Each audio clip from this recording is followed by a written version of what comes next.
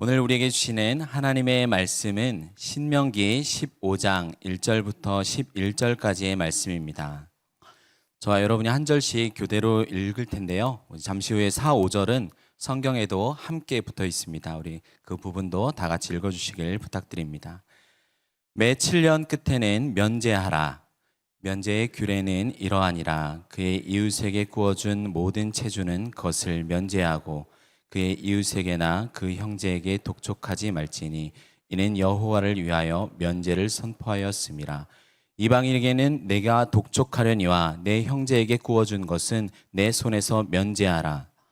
내가 만일 내 하나님 여호와의 말씀만 듣고 내가 오늘 내게 내리는 그 명령을 다 지켜 행하면 내 하나님 여호와께서 내게 기업으로 주신 땅에서 내가 반드시 복을 받으리니 너희 중에 가난한 자가 없으리라. 내 하나님 여호와께서 내게 허락하신 대로 내게 복을 주시리니 내가 여러 나라에 꾸어줄지라도 너는 꾸지 아니하겠고 내가 여러 나라를 통치할지라도 너는 통치를 당하지 아니하리라. 내 하나님 여호와께서 내게 주신 땅 어느 성읍에서든지 가난한 형제가 너와 함께 거주하거든 그 가난한 형제에게 내 마음을 완악하게 하지 말며 내 손을 움켜쥐지 말고 반드시 내 손을 그에게 펴서 그에게 필요한 대로 쓸 것을 넉넉히 구워주라. 삼가 너는 마음에 악한 생각을 품지 말라. 곧 이르기를 일곱째 해 면제년이 가까이 왔다 하고 내 궁핍한 형제를 악한 눈으로 바라보며 아무것도 주지 아니하면 그가 너를 여호와께 호소하리니 그것이 내게 죄가 되리라. 너는 반드시 그에게 줄 것이요 줄 때에는 아끼는 마음을 품지 말 것이니라. 이로 말미암아 내 하나님 여호와께서 내가 하는 모든 일과 내 손이 닿는 모든 일에 내게 복을 주시리라. 땅에는 언제든지 가난한 자가 그치지 아니하겠으므로 내가 내게 명령하여 이르노니 너는 반드시 내 땅 안에 내 형제 중 곤란한 자와 궁핍한 자에게 내 손을 펼칠지라. 신명기는 이스라엘의 지도자인 모세가 약속의 땅 가나안을 바라보며 출애굽기 2세대에게 하는 고별 설교이며 일종의 유언이라고도 할 수 있습니다. 그런데 모세가 전하는 이 모든 내용에는 기본 전제가 있어요.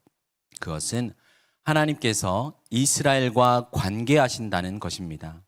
그래서 이스라엘은 자신들을 애굽에서 건져내신 분이 누구고 이제 약속의 땅에 들어가게 하실 하나님이 누구신지 그리고 왜 이들을 구원하신 그 목적이 무엇인지를 바르게 알아야 했습니다. 이것은 먼저 하나님께서 직접 작성해 주신 율법에 나타났습니다. 그런데 이 율법은 마치 하나님이 누구인지를 보여주는 거울과도 같습니다. 제 자녀들의 얼굴을 보신 성도님들께서 완전히 저랑 붕어빵이라고 말씀하시는 것을 종종 듣는데요. 이처럼 자녀가 아버지를 닮아가는 것보다 세상에 자연스러운 일은 없잖아요. 이처럼 하나님께서는 완벽하고 거룩하신 분이십니다. 그래서 이스라엘 자녀들에게 율법을 통해서 너희도 온전하고 너희도 거룩해라 라고 말씀하시면서 아버지이신 하나님 자신과 우리를 닮아가도록 이끄시는 겁니다. 결국 말씀대로 순종하여 하나님을 닮아가는 것이 참 복과 생명임을 경험하게 됩니다. 오늘 우리도 말씀을 통해 하나님 아버지의 뜻과 성품, 우리에게 행하신 구원의 놀라운 일을 발견하는 시간이 되길 주님의 이름으로 축원합니다. 본문 1절부터 3절까지를 다시 함께 읽겠습니다. 매 7년 끝에는 면제하라. 면제의 규례는 이러하니라. 그의 이웃에게 구워준 모든 체주는 그것을 면제하고 그의 이웃에게나 그 형제에게 독촉하지 말지니 이는 여호와를 위하여 면제를 선포하였음이라. 이방인에게는 내가 독촉하려니와 내 형제에게 구워준 것은 내 손에서 면제하라. 특별히 오늘 본문은 십계명의 네 번째 계명인 안식일을 기억하여 거룩하게 지키라와 관련이 깊습니다. 다른 십계명들은 하지 말라라는 부정적인 명령이었다면 네 번째 계명은 유일하게 긍정적인 명령이에요. 하나님께서 기뻐하시는 것이 바로 이 안식이라는 사실을 우리에게 알려주십니다.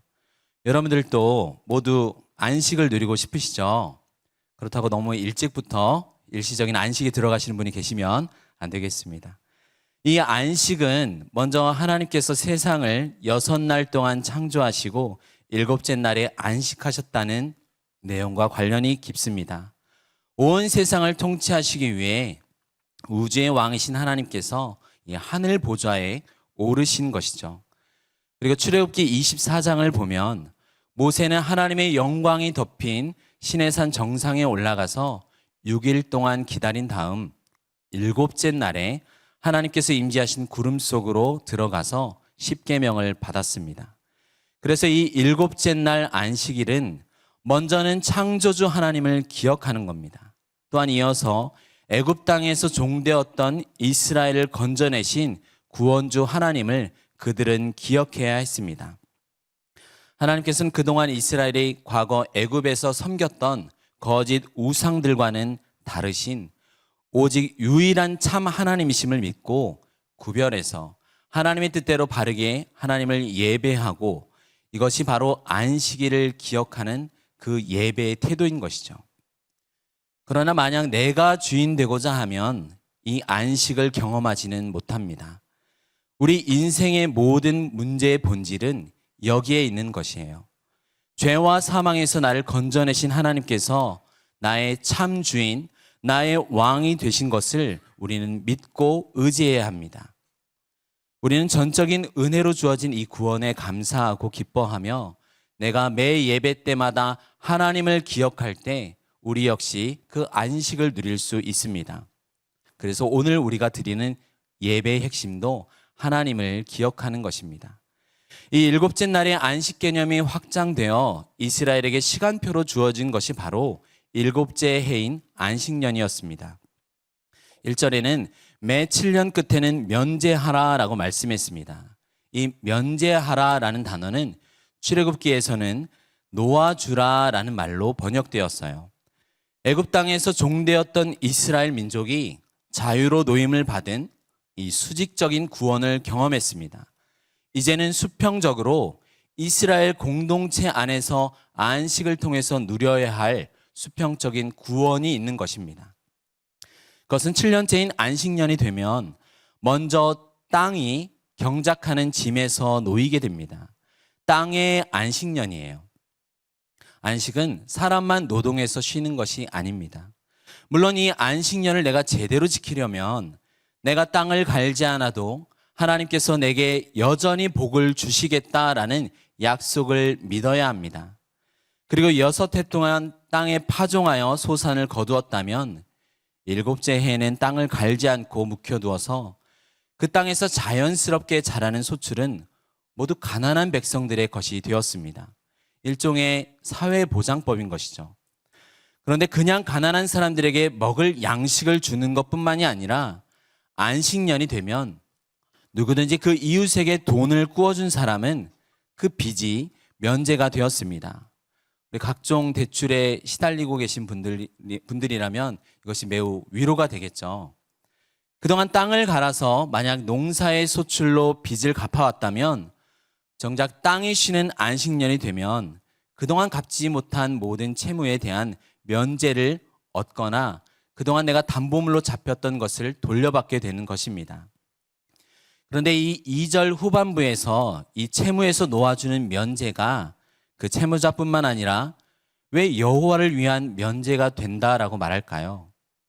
그것은 이 안식의 1차적인 주체가 바로 하나님이시기 때문입니다. 7째 날 이루어진 창조의 안식은 인간의 타락으로 바로 깨어졌습니다.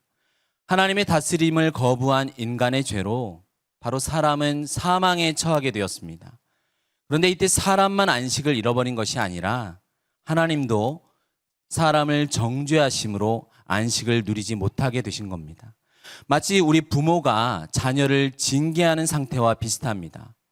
어느 부모도 자녀를 혼내고 나서 기분이 좋아져 있는 사람은 없겠죠. 그렇다면 인간에게 죽음의 심판을 명령하신 하나님께서는 어디에서 그리고 어떻게 안식을 누리실까요? 바로 구원자이신 메시아의 약속과 성취 안에서 하나님께서도 안식을 누리십니다.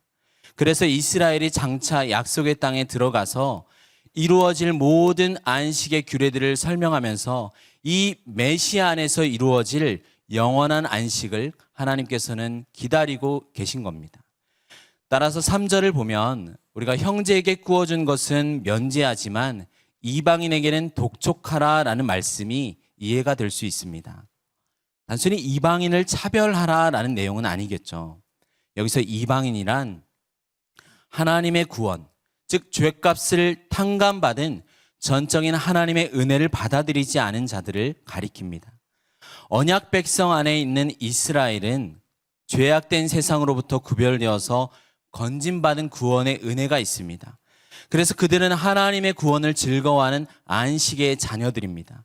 하지만 이방인들은 아직 이 안식에 속하지 않은 자들입니다. 하나님과 상관없는 자들에게는 그래서 면제가 이루어지지 않는 것이죠.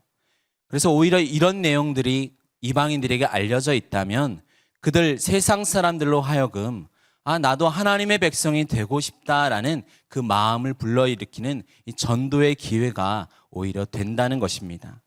우리 이어서 4절부터 6절까지를 함께 읽겠습니다.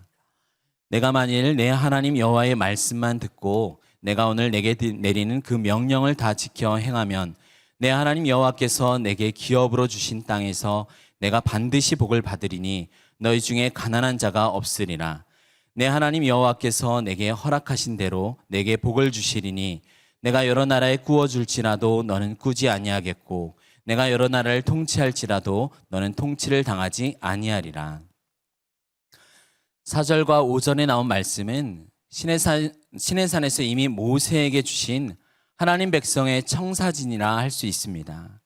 하나님께서는 이스라엘을 제사장 나라로 삼으셔서 하나님의 사랑과 공의를 이 세상 속에 구체적으로 드러내길 원하셨습니다. 왜냐하면 놀라운 이 구원을 이스라엘 백성이 받았기 때문입니다. 말씀에 대한 순종은 하나님을 사랑하기 때문에 이루어지는 아주 자연스러운 반응입니다. 율법 전체를 요약하면 하나님 사랑, 이웃 사랑이잖아요. 우리 중에 누군가를 사랑하는데 그 사람을 내가 집까지 내 차로 데려다 주고 나서 돈을 요구하는 경우가 있습니까? 만약 그렇다면 그 사람은 택시 운전사일 겁니다.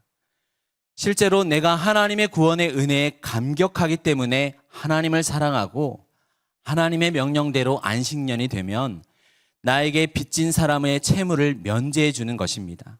왜 그렇죠? 하나님께서 내게 행하신 용서가 내가 다른 사람에게 갚아줄 빚보다 비교할 수 없을 정도로 더 크고 영광스러운 것이기 때문입니다.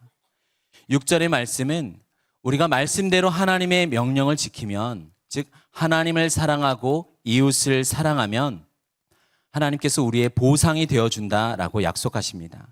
그리고 너의 하나님 여호와 너에게 허락하신 대로 너에게 복을 주시리니 너가 여러 나라에 꾸지 않고 너가 여러 나라를 통치할지라도 너는 통치를 당하지 아니하리라. 너라는 말이 굉장히 많이 반복되었습니다. 하나님이 나의 주인이신 것을 내가 인정하고 순종한다면 하나님은 바로 너의 하나님이 되어주시겠다라는 겁니다.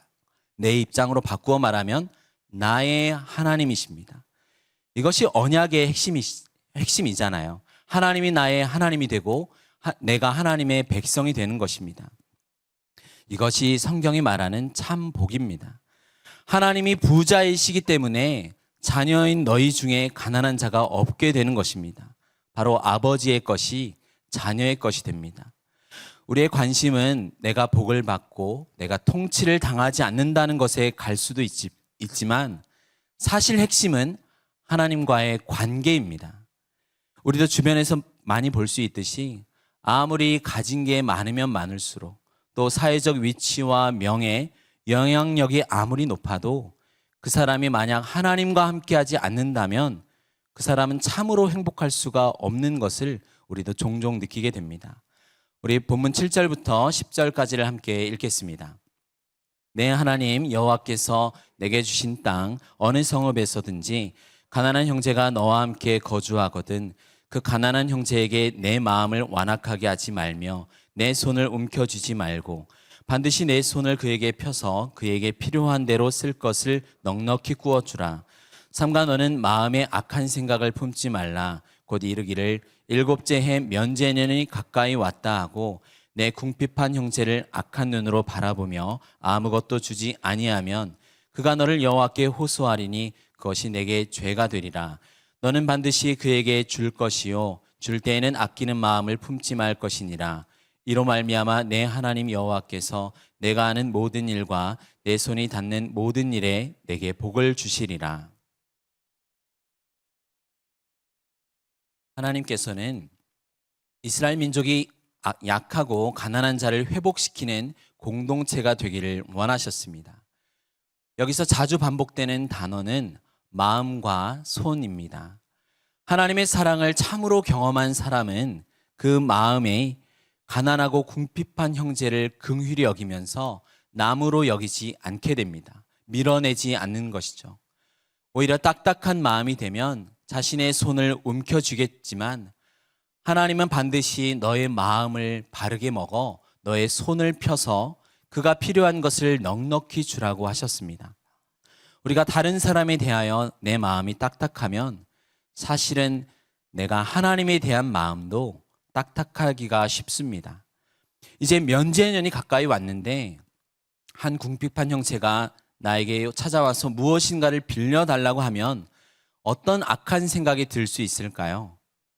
저 사람에게 내가 필요한 것을 빌려줬다가 곧 안식년이 면제년이 되면 못 돌려받게 될 거니까 에이, 빌려주면 안 되겠다라는 것이죠. 그러나 하나님께서는 이러한 생각을 품지 말라는 것입니다. 가난한 사람이 내게 무엇을 빌려달라고 할 때 그 사람이 정말 나에게 갚을 수 있을까? 물론 당연히 생각할 수 있습니다. 하지만 만일 그 사람이 내게 갚지 못하는 경우가 발생하면 어떻게 될까요? 하나님께서 내게 갚으실 것을 믿어야 합니다.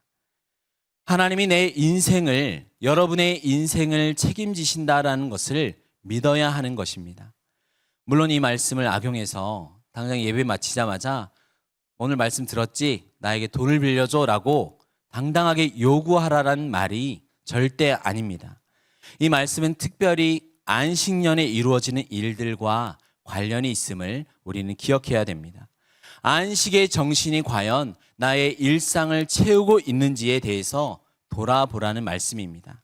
11절 말씀을 읽겠습니다.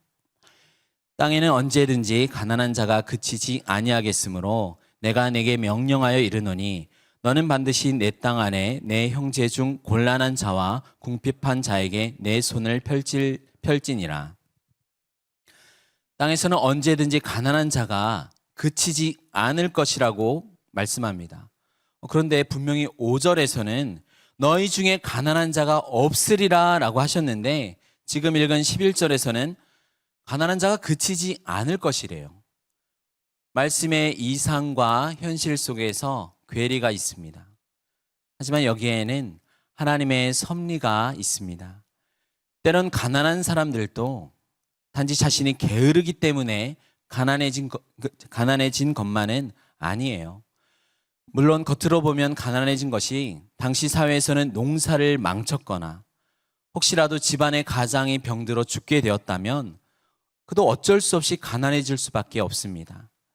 하나님께서 그런 자들을 공동체 안에 두신 데는 다 이유가 있는 것입니다. 가난한 자들을 통해서 이 이스라엘 공동체의 모든 백성들의 마음이 하나님 앞에 드러나게 하시는 것입니다. 가난하고 연약한 자들을 나의 형제, 나의 이웃이라고 여기고 그들을 돕는 것입니다. 만약 그렇지 않고 남이다라고 여기면서 그를 돕지 않고 부채를 면제년에 탕감해 주지 않는다면 오히려 그들은 하나님의 놀라운 구원의 은혜를 완전히 잊어버린 것입니다. 우리 교회 공동체에 혹시라도 그런 어려운 분이 있고 가난하고 곤란한 자가 있다면 바로 여러분들이 어떤 마음을 하나님 앞에 갖고 있는지를 드러내게 하시기 위해 그들을 우리와 함께 하신 줄을 믿으시길 바랍니다. 그러면 우리 이스라엘은 실제로 안식년을 아주 잘 지켰지요? 아닙니다. 아쉽게도 이스라엘은 약속의 땅에 들어가서 안식년 규례를 지키지 않았습니다. 왜일까요? 안식년, 그리고 이 안식년이 확장된 희년에 순종하기 위해서는 그들은 정말로 하나님을 사랑하고 신뢰해야 했습니다. 하나님께서 주시는 복을 안식년에도 의지해야 했습니다. 하지만 그들은 세상을 더 의지했습니다. 그들을 제사장 나라로 부르셨지만 이스라엘은 자기 정체성을 너무 빨리 잃어버렸습니다. 그들은 실패하고 말았어요. 열왕기하 4장을 보면 오늘날로 따지면 한 전도사님 사모님이 선지자 엘리사를 찾아와서 막 부르짖습니다. 내 남편이 2 아들을 남겨두고 죽었습니다. 그런데 지금 우리가 빚을 진 채권자가 찾아와서 나에게 빚을 갚으라고 하고 그 빚을 갚지 못하면 내 2 아들을 종으로 삼겠다라고 말합니다. 어떻게 해야 되죠? 라고 묻는 거죠. 물론 이 가정을 위해서는 엘리사를 통해 하나님께서는 모든 그릇마다 기름이 가득 채워지는 기적을 베푸셨습니다. 하지만 이 모습을 통해서 우리는 당시 이스라엘 백성이 안식년에 실패한 것을 여실없이 보게 됩니다. 물론 하나님의 율법을 온전히 지킬 능력이 이스라엘에게는 없었습니다. 하지만 자신의 부족함을 느끼면 느낄수록 이스라엘은 자신들의 의가 아니라 하나님의 의를 붙들어야 했습니다. 율법 안에는 이미 메시아를 가리키는 희생 제사가 있었어요. 그래서 지금은 비록 내가 연약해서 온전하게 하나님의 뜻에 순종할 수 없지만 정말로 내 마음속 깊은 곳에서부터 우러나오는 자발적인 순종으로 하나님을 사랑하고 이웃을 사랑을 실천할 수 있는 그 시대가 오기를 소망해야 했습니다. 그러나 그 마음을 잃어버렸기 때문에 그들의 손은 펴지지 못했습니다. 우리 고린도후서 8장 9절을 읽겠습니다. 우리 주 예수 그리스도의 은혜를 너희가 알거니와 부요하신 이로써 너희를 위하여 가난하게 되심은 그의 가난함으로 말미암아 너희를 부요하게 하려 하심이라. 예수님께서 이 땅에 오셔서 십자가를 지셨습니다. 온 우주에서 가장 부요하신 주께서 가장 가난해지셨습니다. 왜 그렇죠? 그 이유는 저와 여러분을 부요하게 하기 위해서였습니다. 잃어버린 창조의 안식을 회복하기 위해서 우리의 모든 죄값을 탕감해 주셨습니다. 과거 사람의 잃어버렸던 영광을 회복할 뿐만이 아니라 더 큰 차원의 영광으로 인도해 주셨습니다. 우리에게 영원한 생명을 주시어 우리가 하나님의 자녀가 되게 하셨습니다. 이 사랑을 경험한 사람들은 어떻게 변해야 될까요? 그리스도의 부활을 경험한 초대교회는 사도행전 4장 34절에서 그 중에 가난한 사람이 없었다라고 말씀합니다. 사랑하는 성도 여러분, 그리스도 안에서 저와 여러분의 모든 채무는 탕감되었습니다. 진리가 여러분을 자유케 하였습니다. 성령을 통해 부어진 하나님의 사랑으로 우리는 이제 이웃에게 진실한 사랑을 실천할 수 있습니다. 여러분에게 맡기신 교회와 공동체를 나의 이웃과 형제로 사랑하십시오. 오늘 여러분의 손을 펴서 가난하고 궁핍한 형제를 사랑할 때 하나님의 영광이 드러날 것입니다. 기도하겠습니다. 하나님 아버지, 우리가 연약하여 할 수 없었던 사랑을 예수님께서 보여주시고 그 구원의 은혜를 우리에게 허락하여 주심에 감사드립니다. 우리의 모든 죄값을 탕감해 주신 예수님의 사랑, 우리를 위하여 부요하신 주께서 가난해지신 사랑으로 우리가 부요해진 것처럼 이제 우리의 전부를 드려 주님의 영광이 되는 삶을 살아가게 하여 주시옵소서. 예수님의 이름으로 기도드립니다. 아멘.